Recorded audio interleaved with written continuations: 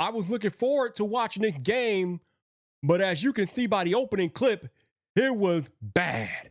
It was bad all day. We got embarrassed. And frankly, there's just not much more left to watch with the Bears this season. But let's talk about the beatdown that occurred in California. Stay tuned.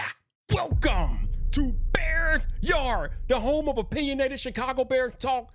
This your boy Vipe, and we went out to California today, folks, and got embarrassed 38-13 on the 49ers home field. It was never in doubt. The Bears basically never got off the bus, especially the offense. For the second week in a row now, the offense did little to nothing in the first half. Actually, they did nothing in the first half.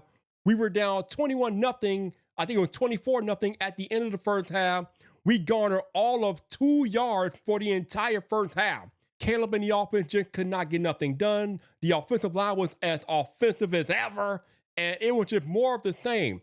Now, in the second half, we were able to get some points on the board. We ended up scoring 13 points. Roma Dunze did catch 2 touchdowns from Caleb, so that was good. But the defense didn't show up at all. They got ran out of the building in the first half.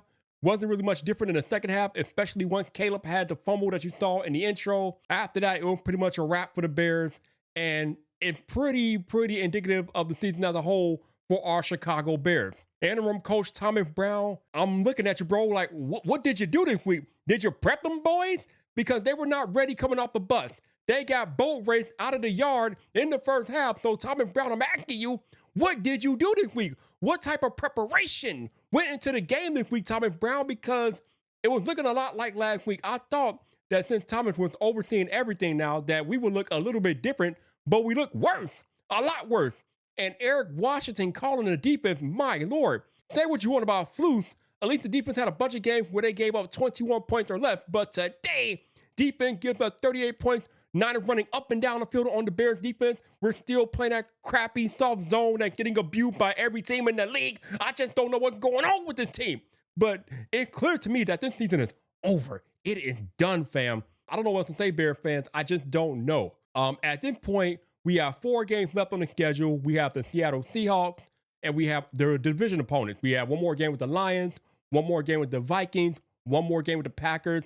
And I don't know if we're going to win any of those games at this point. So I think it's safe to say after today that any excitement that I have for Thomas Brown, you can nip that in the bud. You can cancel that. It's a wrap. I don't know how Thomas Brown going to get any shot to be the head coach of the team moving forward if you can't prep them for a beaten down, injured 49er team that was licking their wounds. I mean, they must have seen the Bears and fresh meat today because they went out there and just whacked us all up and down the field. It was terrible. But Thomas Brown, this was your chance, man. You had a chance to put up a good showing for this team, and you went out there and you laid an egg. Now, to be fair, it's not all on Thomas Brown. A lot of these players, the blame lays at their feet. Again, the defense looked like they didn't even show up today. We had receivers dropping passes again. DJ Moore, Cole Kmet, Keenan Allen all had a drop in today's game. So it seems like the team as a whole, Jeff was not focused today, and the final score is a reflection of what happened in today's game.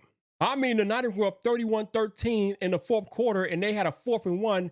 And originally, it looked like they were going to go out there and kick a field goal, but then Kyle Shanahan calls a timeout and then brings the offense back on the field, and they go and run for the fourth down conversion, and then they go up 38-13, and that's pretty much a wrap.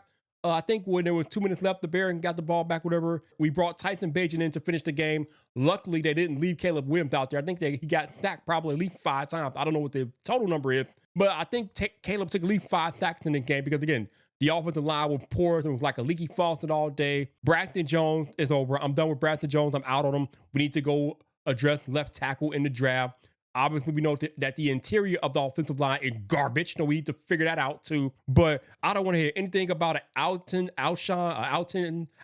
Gentry, or whatever his name is from Boise State.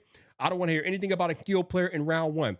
We need offensive linemen. We need to devote most of our draft resources to the offensive line because it is clear it is the biggest weakness of the team.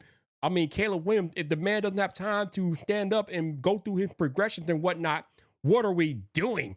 And anytime it was a critical 3rd down in this game, Caleb got sacked. So it's clear that the offensive line is still the weakness of the team. They are the Achilles heel, and we need to address that. And, you know, as I'm watching the game and I'm watching the Twitter through things, people are like, well, who do you blame now? You can't blame Flus. He's gone. You can't, you could look at Tommy Brown, but you can't really blame Tommy Brown. He's not running his offense per se. He didn't have the prep time that he would need to get the team out of the hole that it's in. So now, I mean, I don't know who else is left. Ryan Poles, I'm really looking hard at you because you the one who brought these boys together and they're pulling out duds like this. Ryan Poles, if this season keeps going the way it's going and we don't win another game, I'm really looking at Ryan Poles like, you might have to go, fam. I appreciate you for everything that you've done, bringing the talent that you brought in. We appreciate you for going out there and drafting Caleb Williams and putting us in a position to do so. But it's been 3 years with Poles and the GM, and the team is about to finish with one of the worst records in the league again. At some point, we gotta look at the general manager and his lack of addressing the critical areas of the football team as to why the Bears are going to have 3 consecutive losing seasons under his watch. I mean, it's time to start looking at Ryan Poles, and I love Ryan Poles, and it pains me to look at him in this light. But we got to start looking at the elephant in the room. And right now, Flus is not there. Walter's not there. But Ryan Poles is still there.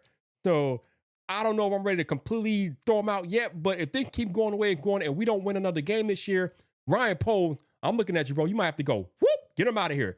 Especially if the next head coach is going to want a GM, a more sturdy GM, a more stable GM in place.